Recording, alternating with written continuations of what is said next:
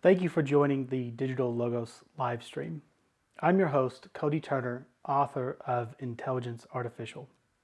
I want to first by saying thank you for coming out and spending some of your hard-earned time and valuable time to meet with me this afternoon to talk about, well, what I believe is the most profound invention of all time, and that is artificial intelligence. This is the first live stream from Digital Logos. And the title of this live stream is The Inescapable Lens. I'm going to spend the first 30 or so minutes talking about today's topic. And then we'll switch over to a Q&A style conversation where I'll be able to see any questions that you might have or anything that you want to talk about in the space of AI. And we'll see where the discussion takes us. Now, I have three objectives for today's live stream. The first is to explain the concept of a lens, not as just its optical sort of mechanics, but also as a filter. And then I want to abstract from that and talk about how we have lenses in the current systems that we inhabit today. And they're everywhere. You may be able to be aware of them, or you may be aware of them now, and you may not. So there's going to be a lot of discussion about the lenses that are at play and how they shape your sense of reality. And then the third piece is to move into narrative lenses and explain why I chose mythos for the actual lens for intelligence artificial. Pause there for just a second.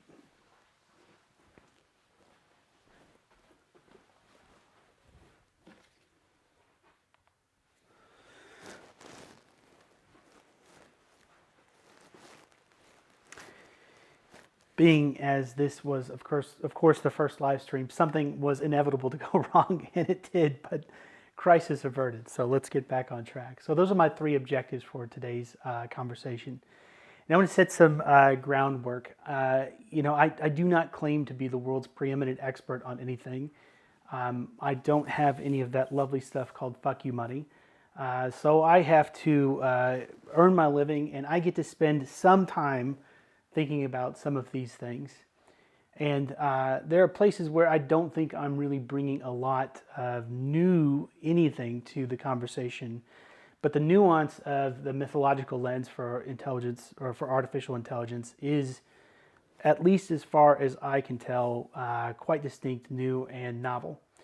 And so I want to work to a place where you understand why I'm using that framework to talk about what is the latest fusion of our technology and logic, and why it's so important to utilize that lens to look at AI.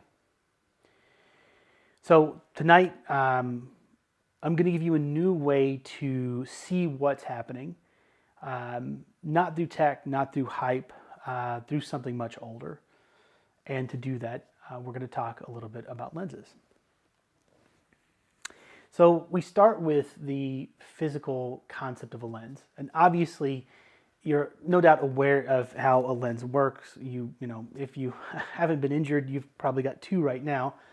And typically when we think about lenses, we think about their ability to allow light to focus. The sun emits something like, I think it's 10 to the 45 photons a second of light.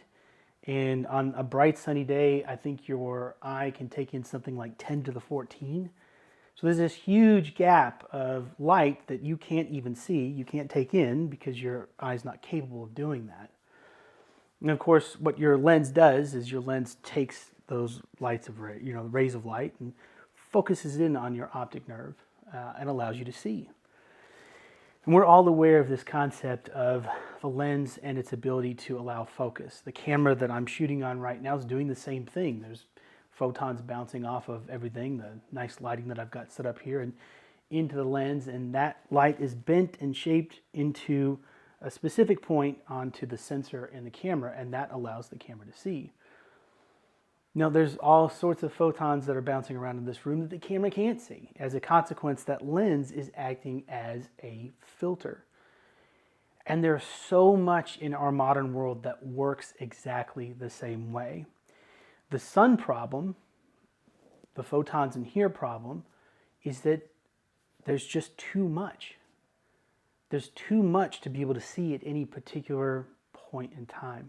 Scale requires you to have a lens. You don't have to be a math genius to see the gap between 10 to the 45 and 10 to the 14. It's a staggering amount of photons that you don't see. So beyond the physical manifestation and the optics of a lens, let's talk about the filtering function and its distortion and how it shapes sort of your reality. Now, greater minds than mine have done tremendous work on this notion of perception shaping reality, and I don't want to rehash that here. There's really no point. There's other research that can be done, reading, etc., to dive into that concept. Suffice it to say that I am very much a believer that what you perceive is really determines or functions as a lens for your reality, how you see reality. That concept is really appropriate in really since the dawn of the social media age, and is going to become ever more present for the same reason that scale is an issue with photons in the future with AI. In fact, there are AI systems that are at play today that are heavily influencing your world, your perception, how you see things, your version of reality. We, through social media, have really found ourselves in a real Plato's cave allegory where the little boxes that we carry around are a type of lens to a greater world that scale prohibits us from being able to see in real time. You know, when I taught at Western for 10 years, social media marketing is one of the classes that I taught, and digital marketing as well. And in 2014, the best statistics on the deluge of content that is being created at any point in time then, which is now, again, 11 years ago, it was something like every minute of every day, 72 hours worth of content was being created and uploaded to YouTube. 72 hours every minute of every day. This is the same problem as the photons from the sun. We live in a world now, today, just in humans utilizing the tools, making content and uploading that onto the internet, where reality in this fifth dimension, the internet, is too much for anyone to be able to perceive. You literally simply cannot consume all of the content on the internet. It's not possible. It's not even possible to consume the content that's probably created in one day. Because again, the statistics I was talking about were 2014, and now we're in an era where we have generative content and systems that enable humans to be able to create content even faster at greater scales, greater volumes. I, in fact, just read an article from Sam Patel just the other day where his firm had done some research about the quantity of content that is now on the internet as a function of generative AI being something like 30 to 40% more per channel. So if you were looking in the blog space, or you're looking at, you know, just pure websites or social media content at all, 30 to 40% more than had existed 2 years prior. I don't think that this trend is going to stop or slow down. I can't see a reason why it would. So we have this problem with so much content being created. The systems that distribute that content, they have to select what to show you. Functionally, they cannot work without being a lens of a type, without filtering in some way. They have to filter. There's too much content. And of course, what happens as a consequence is a system has to derive how to tell you what, or how to figure out what to show you in the feed. And that's a really interesting concept to think about, because you think, okay, one of the things that I like to do is I like to think about, okay, what's the analog counterpart? If I am, manifest and real me, how do I determine what to pay attention to? Because I have to run those functions, you have to run those functions, we're running those functions all the time. And in the physical world, what we pay attention to, the things that capture our attention, movement, contrast, sound, etc., those types of things, physical things, cause us to pay attention, to shift our focus, our lens, our gaze on the thing that's in motion, or the thing that's making noise, or the thing that smells good, or the thing that matches some pattern that we've seen in the past that seems like, okay, that's a good proxy for what to pay attention to. The social media feeds, they don't have it that way. They kind of have a proxy for it, but it's not particularly good. So right now, what you see on your feed, your lens, your version of reality, initially when you start a new account, and if there's a social media app that you've not created a new account on, I'd highly suggest that you try this just to prove the point. This happened to me with TikTok, actually. When you create a new account and you provide that system your demographics, right? Well, I'm a 44-year-old male, live in the United States, et cetera, et cetera, et cetera.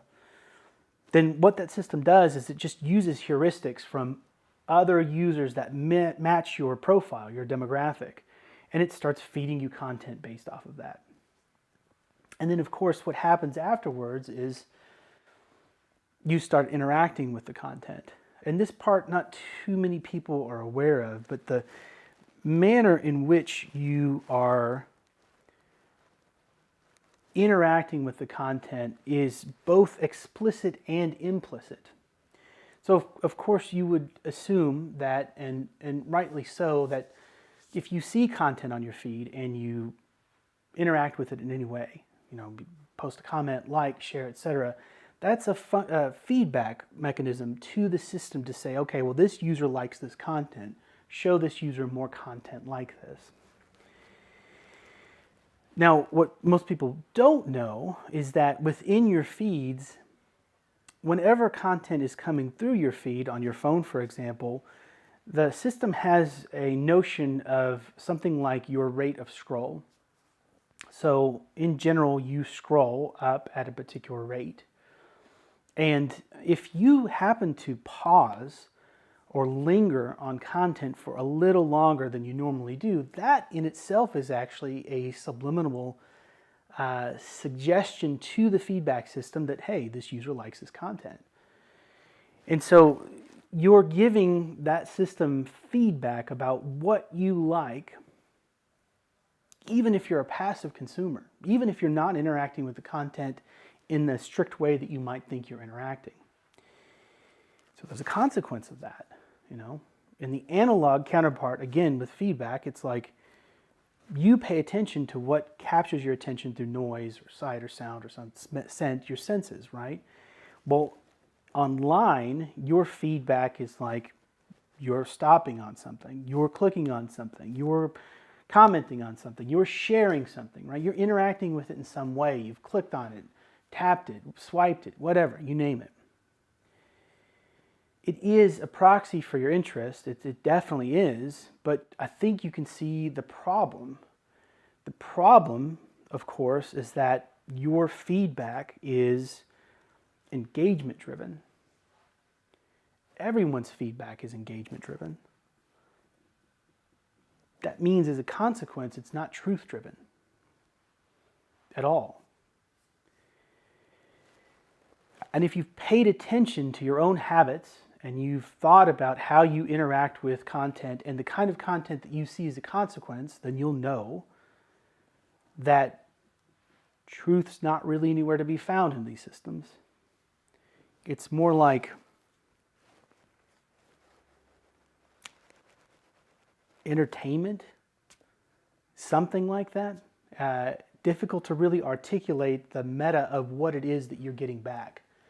Beyond, again, this allegory of Plato's cave, where you're getting some projection of reality, but not reality itself. So the problem, as I see it, this notion of the inescapable lens is the systems can only function this way. There's too much content to show any one person at any one time. And so the system has to come up with a way to filter, to select what it is that it's going to show you. The best proxy that it has for that is how you interact with the content. The things that you interact with are largely driven by probably your emotional response more than anything else. And so this creates this need for content to be engaging, exciting, divisive, at all. There's no clear path for dissemination of what you might call truth through these systems. It's not possible. And of course, it's only going to get worse. The content volume that I talked about in 2014 is the tip of the proverbial iceberg. And with A&I systems at the sort of helm of figuring out how to distribute content, who to distribute content to, and then of course, as I warn about in intelligence artificial, this notion of ANIs being able to create content in real time and then distribute that. Well, let's just say that I foresee the caves multiplying, that what I see is a continued fracturing of anything that's akin to a shared narrative because of the deluge of content, the feedback systems, and the dissemination and distribution of that content en masse to users based on their predilections. But we'll get to that in future live streams. I think really functionally, I just want to shore up this notion of realize that what you see in social media is a small sliver of what is actually out there, and that the systems at play are doing the best they can to show you what they think you mean to see based on your interactions. And that the upcoming deluge of content through ANI systems, generative content through AI, is going to make it far more fractured because of the niches of content that it can create and the different little pathways that it's going to take.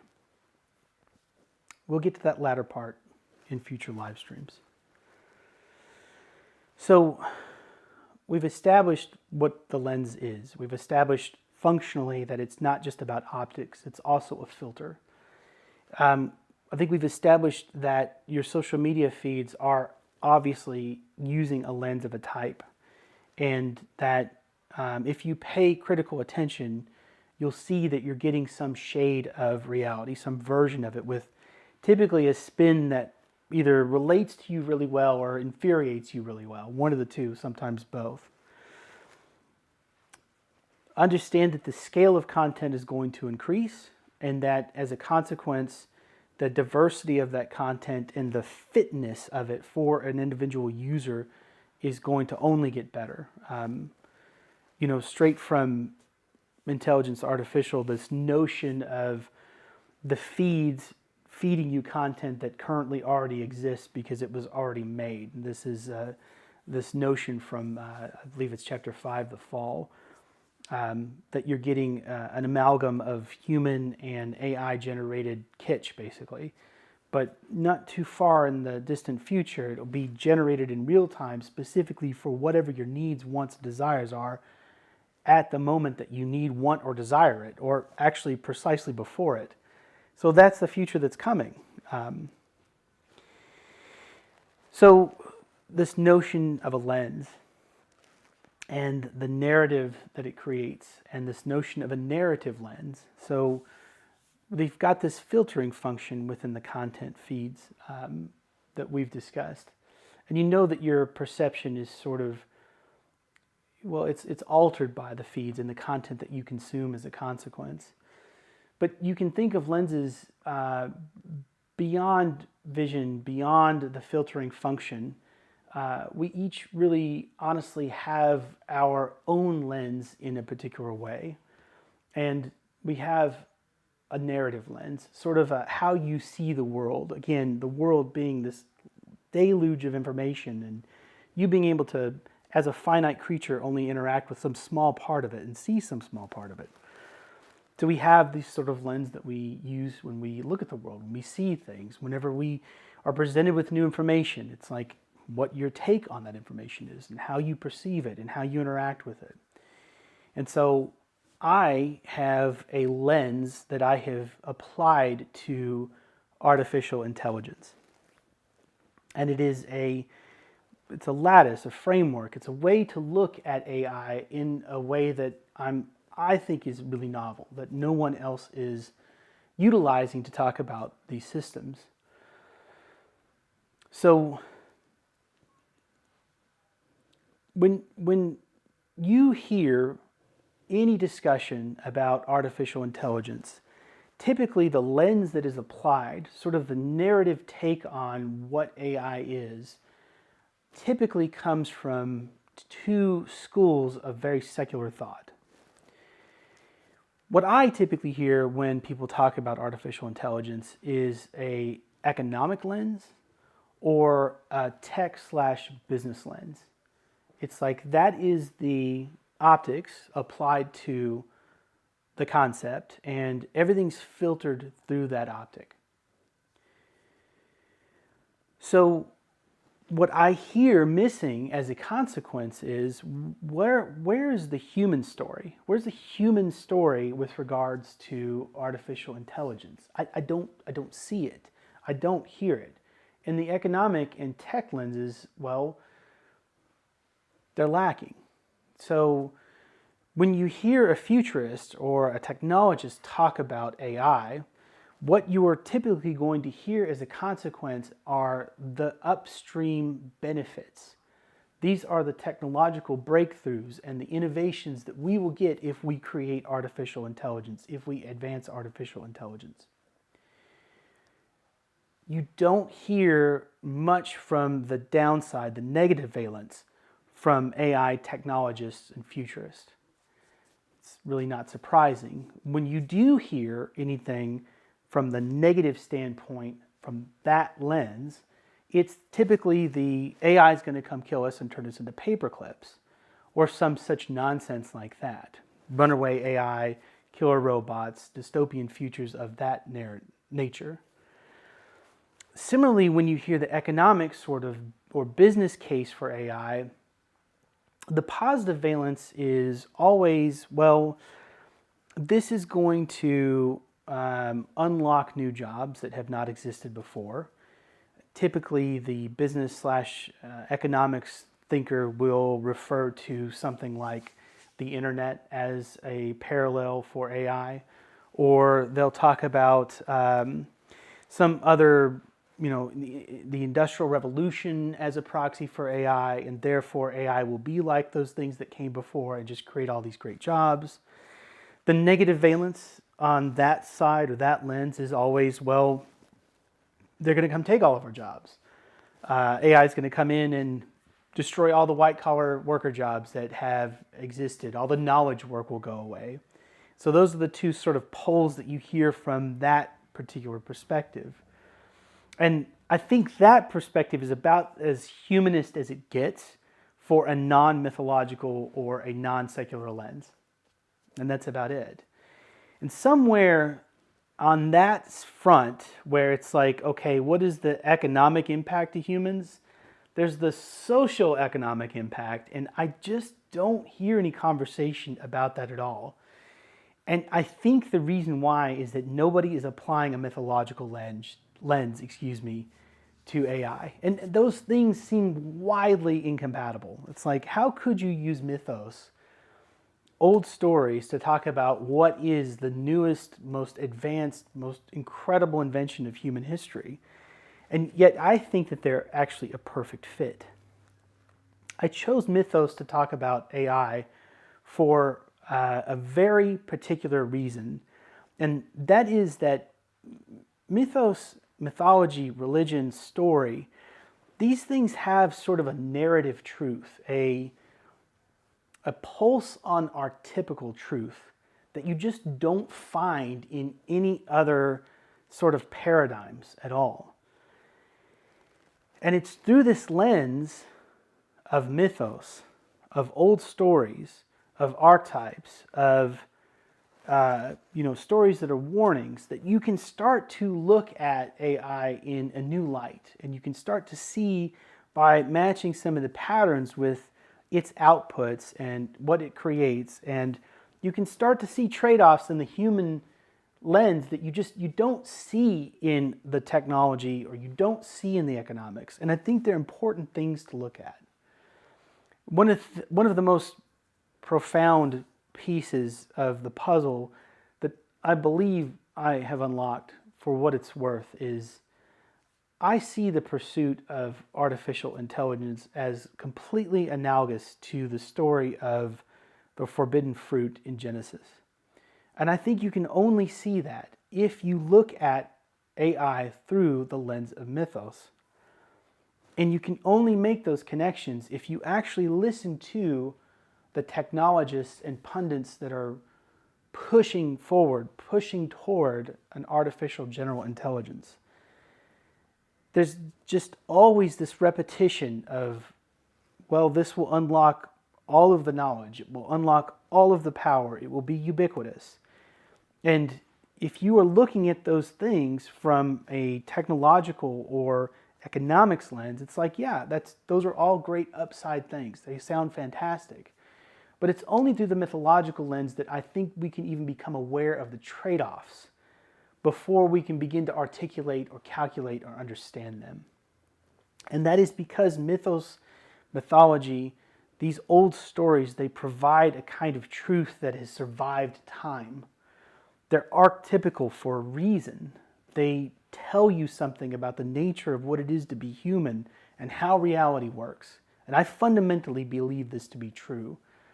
I think they have sort of a Darwinian truth to them. And that's admittedly a borrowed ideal from Peterson, but I think it's a sound one, versus a Newtonian truth to them. And the disambiguation between the two is something like, Newtonian truth is, can we X? Can we make artificial intelligence? Well, as it turns out, we can. Darwinian truth is something like, is it wise? Should we make artificial intelligence? And if you don't have that mythological lens, you're not really looking at the potential human trade-offs, the costs of doing these things in real time. You're not projecting them correctly. And when you read an old story about, the forbidden fruit, the notion of the knowledge of good and evil, the notion that you could be like God, something like that. It's like, it's a parable. It's a warning about there are costs associated with that kind of action, and you might want to know what they are. And I think that through that lens, you can look at artificial intelligence and see the consequences that it might cost us before they actually happen, in a way that no other lens is going to provide. The technology lens, the downside, the negative valences that you hear from a technologist are, they're bound by that framework of through the eye of technology. And so there is no truth outside of that for a technologist. And when you look at an economist or somebody's, invested in the business case for AI, it's the same deal. It's like they start to touch on the humanist when they think about job loss or creation and economic wealth and benefit, but it's not really a proxy for like the social economic consequence, or certainly just the social consequence. It's just not there. The humanist language is just missing. It's really only through narrative. It's really only through old stories. It's really only through that lens that you can see what will likely be the consequences of this technology. And I think that you can apply this in a lot of different ways that provide some, they reveal some very unique truth. And our next live stream will start down the path of talking about an old story as it relates to AI. And that story will be one of Well, it will be one of the siren.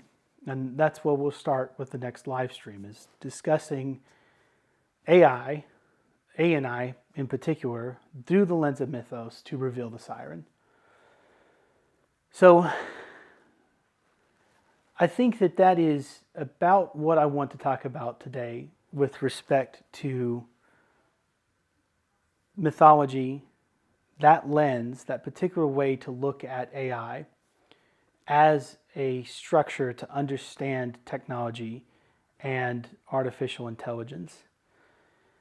I think I wanted to leverage this conversation to sort of build a framework or buttress the conversations to come as we start to dive into the actual book and current topics related to AI. I think that really at its core, maybe the last little bit of icing on the cake, at its core, I feel as if though mythology has a better grasp on what's called the frame problem than does more secular schools of thought. And we'll dive into that in detail in the future for sure. But the frame problem is this notion of trying to draw the box around what something is. And a secular lens often draws a really, as it has to, because that's how you have to think secularly, is it draws a really neat box around things. And the problem is, and we see this time and time and time and time and time again, something never really is what it is presented to be in the long run. It never is. Social media was originally presented to be the thing that would bring us all together and create interconnectivity and community online. And I think even the village idiot could tell you that the bag of goods we got with social media was the inverse. And my warning in intelligence artificial is that pattern's about to get much worse. Much, much worse. So we'll close the presentation portion about lenses right here, and then let's switch over to the discussion portion and see if we have any questions.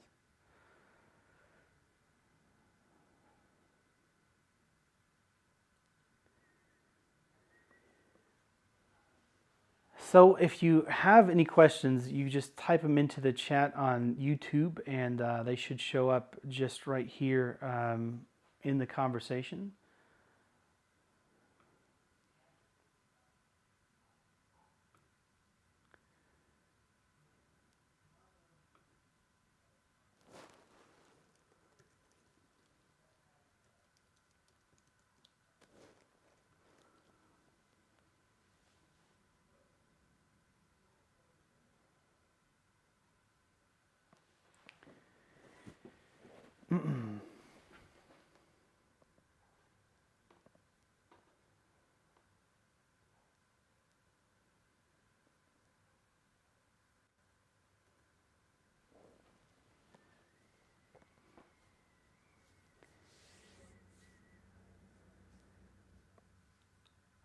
Well, I'm not entirely sure if the Q&A is working properly. I'm going to check one more place before.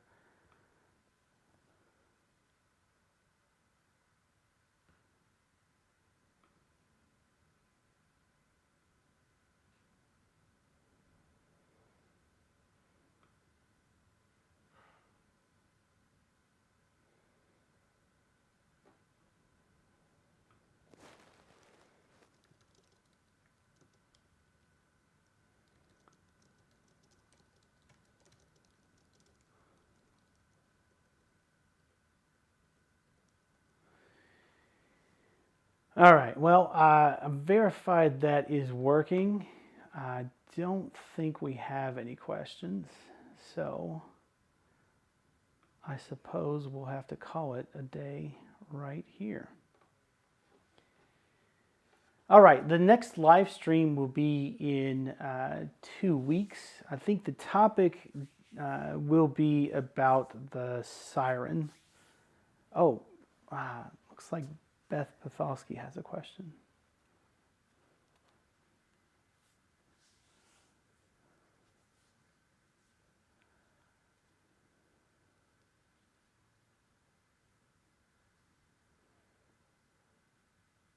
Oh, I apologize. That's PJ Ski Boy. Sorry.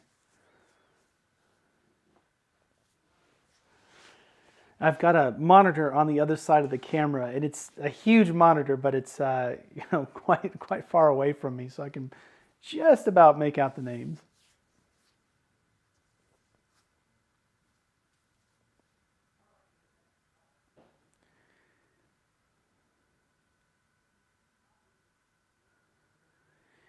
It's a great question. So PJ's asking, will artificial intelligence make social media worse or better in terms of trustworthiness? Far worse. And I can say that without hedging a single word. Far, far, far worse. We're in this really weird sort of human/AI hybrid moment that is not going to last very long. Just the other day, I saw an article on X about a potential deal between Disney and I forget the other entity that they're thinking about working with. But they're already talking about being able to not stream, but generate content for a user in real time using ANI systems. And we'll move pretty rapidly from this moment, which feels like maybe the last fumes of exhaust from the social media era, into what we are now experiencing, which is this human AI hybrid generative content era, to a full-on AI generative content space. That is going to happen unquestionably in a very short period of time.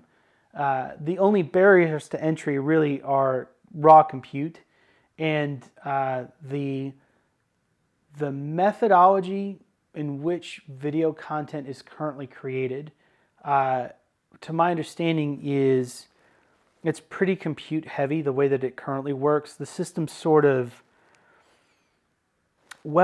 it kind of guesses what to create is probably about the best way that I understand how it works.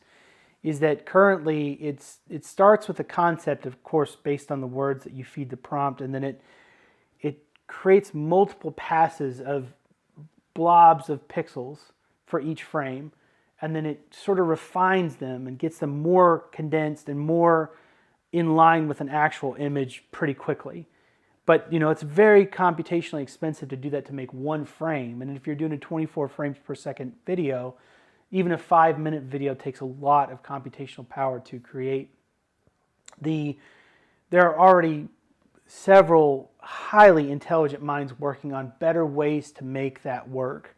And I suspect what they'll end up doing, as what has been done in the past, is it's like they've created ways that are parodies to how humans do things and have found that turns out to be really efficient compute-wise. And so what I suspect will happen is that they'll break that and they'll make it even easier and faster for ANI systems to generate content in real time. And then, of course, Moore's law is more or less still functional, meaning that I think it's a doubling of compute every year, 2 years, whatever the case may be. Don't quote me on that one. You can use AI to look it up. But compute still just, it's well, I would put it to you this way. If you have picked up an Apple ARM 64 architecture MacBook Air M1, which came out 4 years ago, and then compare that to their latest M5 chips, it's like you can see Moore's law. It's right there. Like, it's still highly functional as we go down nanometer processes. So once those two things are cracked, whenever it can create the content in real time, then you have to think about it like the paradigm of social media, as broken as it was, there were still some semblances of shared narrative. But once a system can generate things en masse in real time, there's functionally no reason for there to be any kind of shared narrative whatsoever. It's like I can generate the thing for the person that they want to see based on heuristics and their feedback in real time. And so I'm just going to give you your version of Plato's cave, and the person sitting next to you, their version of Plato's cave, down to a discrete little tiny piece of anything. I just watched a clip from Diary of a CEO, and Dr. Brett Weinstein was on it talking about AI, and he's one of the few people that really kind of understand this, in my opinion. And he was talking about the delusional effect of the internet post AI and generative content, but I think even he sees about one layer deep, at least in the stuff that I've seen him create. And I just don't think people are realizing this is going to be n number layers deep. It's not just what you see, it's what you... Well, here's a really good example of it. I think this will kind of put the nail in the coffin to your question, PJ. They were talking about Diary of a CEO about how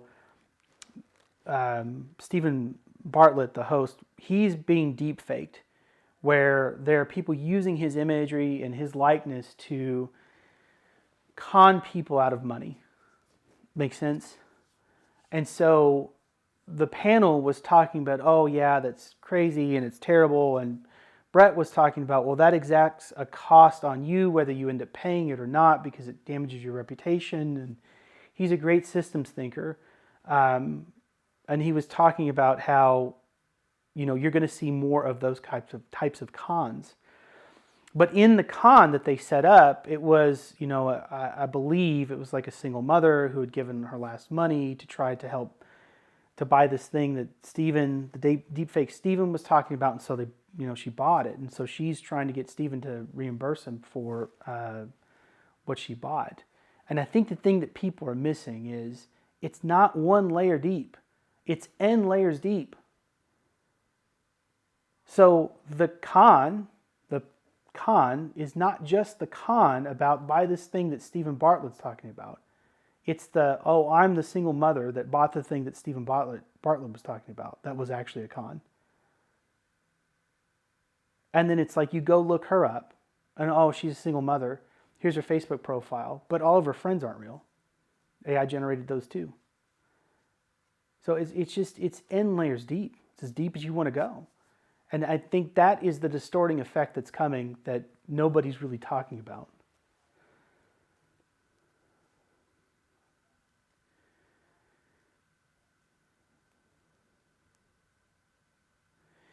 There's a question about, I believe you're on point, the Bible depicted movies illustrate your perspective. Do you agree? I'd have to know which ones you're actually talking about. But I would say in general, it's like the old parables are still around for a very important reason. They tell you a kind of truth that you just cannot get from anywhere else. And I understand the secularist point about you do have to do some type of interpretation to get the point and extrapolation to apply it to whatever you're looking at. But I'll give you a really good example of the nature between these two things. A secularist point of view, an engineer could build a fence. But I believe it is a non-secular view that gives us the parable or the notion of Chesterton's fence, which is this notion that if you come across a fence in the middle of the woods, don't go tearing it down because you may not know what it's there for. And I think that's what the parables and mythos do, is they give things a bigger, broader, messy but appropriate frame. Like things need a frame, like beyond what they physically are, to be able to understand what they are. See, I have a heavy fear of AI generated videos becoming never fact-checked and taken at face value by people just running with content verification systems, piece of AI, content tagged. Yeah, so this is something that I touch on in the book. I'm with you. And I think every ounce of me says that you have to tag these things so that at least we'd have some way of knowing what's fact and what's fiction. But I suspect, I heavily suspect that the economic pressure to keep them from being tagged is too high. And I think that you're going to have an attrition issue here where I see a future where AI models are practically ubiquitous. That right now you have a handful of companies that have these systems and the compute to run these systems. But everything that we know about computers and compute in general is efficiency over time.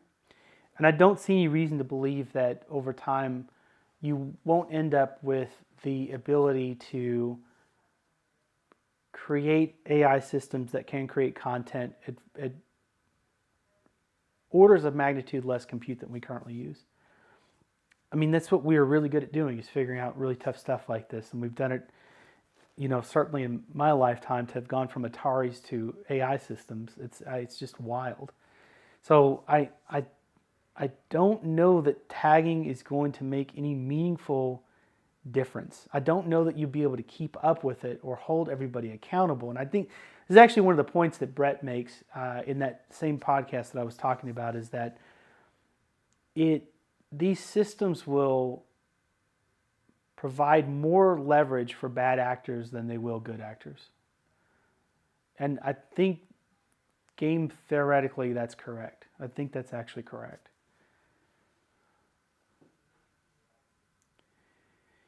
Oswald's work may have warned us about problems we face in society today through his works years. Yeah, so Orwell, for sure. I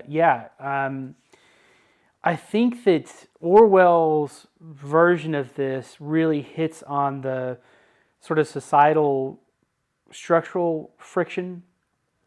And his is, I think, a work that really sort of resonates with Solzhenitsyn's Gulag Archipelago and the notion of like truth is treason and empire of lies. And I think that there's a way that you can look at Orwell's work and sort of apply that to AI.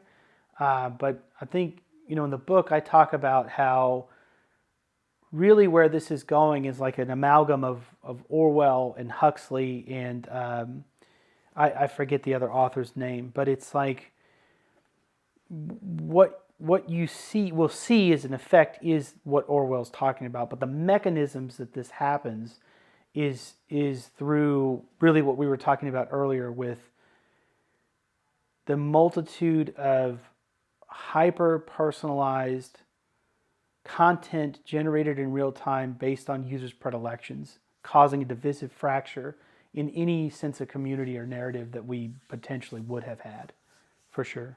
Yeah.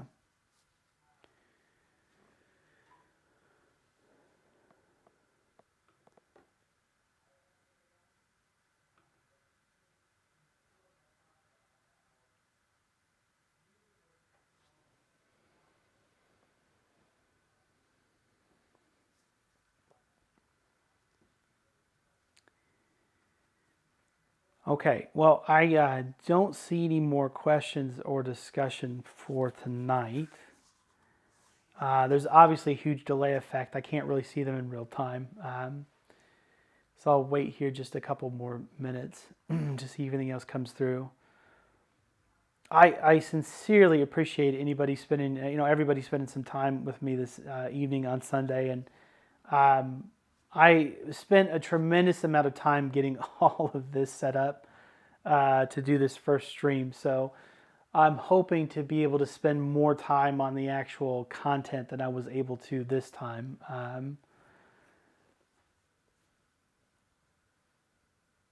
I see how a virtual story sticks a picture part of the brain even when knowing in the theatrics of the movie. Yeah, I think that's a great question or statement from Patch One Stripe. I would really, so if anybody if you've ever had the chance, you've heard of David Eagleman. He is a neuroscientist who specializes in obviously how the brain actually functionally works and how it is we think what we think through subconscious and other systems. And he has done such a great job of, I think, I think his book is probably the best. His book is one of his books is called Incognito. I think it's probably the best marketing book that was ever written. It might seem really silly to say, but he has set up these really just fantastic experiments to show how the brain actually functions and how people come to think what they think based on what they perceive consciously and subconsciously. And so to your point, Patch One Stripe, which P.S. Thank you so much for the TV. I'm using it right now. Patch One Stripe is actually Terrell Holmes, a really good friend of mine, and he's kind of a channel supporter in a way because I'm using one of his TVs that he sold me here, and it's been fantastic. So I appreciate you. Yeah, no, I think Eagleman and his notion of how people perceive things, even when it's done through the subconscious systems in their brain, I think it's really appropriate in this discussion. I mean, we know pretty well how opinion is shaped online at this point. It's like you just get little bits of it here and there and pieces of it, and it's just sort of reinforced over time. Again, your feedback, how you interact with things would shape what type of or how a narrative would be presented to you is probably a good way to say it. And I really fully expect to get into this in great detail because, of course, this notion of a lens and the feed having to give you some functional portion of reality. Well, I mean, obviously, you all are intelligent. You can see the problem with that is that when you have a system that is determining what to show you, it by definition is gameable. And so that's a conversation that we'll get into in the future is how will these systems actually be gamed.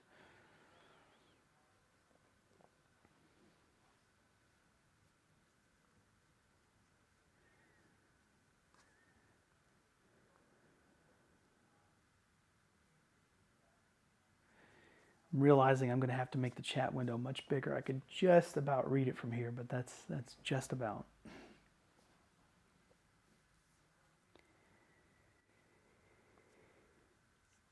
Well, fantastic. So I think I'm going to wrap it up for today. And I again, appreciate everybody's time. So this is the discussion about the lens and the narrative lens. And then, of course, using Mythos to talk about AI, which is clearly a unique perspective. I don't see any other authors doing this kind of work or any other thinkers doing this kind of work. I think that the revelation that AI is basically our modern day our modern day forbidden fruit is an important one. And I hope to uncover that and unpack that some more and why it is that I think that's the case in future live streams. Next live stream, I think I'm going to talk about the siren, Ani, which started this whole mess and led me down this path of writing this book. So I appreciate everybody's time and look forward to a conversation a couple of weeks from now, same time, same place. So without further ado, until next time,